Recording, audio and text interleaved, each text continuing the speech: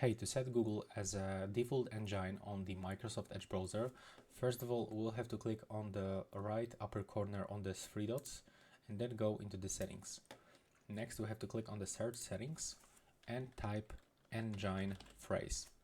After this, we have to go into the address bar and the search, and from the search engine used in the address bar, we have to select Google. Now, when I open this new tab and type something, it will open in the Google search engine.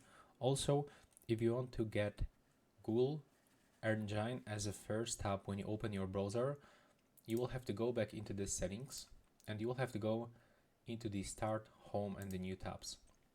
Now select open these pages, click to add the new page or simply change the current, and from here just input google.com and type save.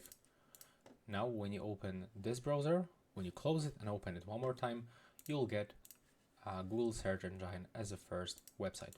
And that's all right now. Please subscribe to my channel and see you in the next one.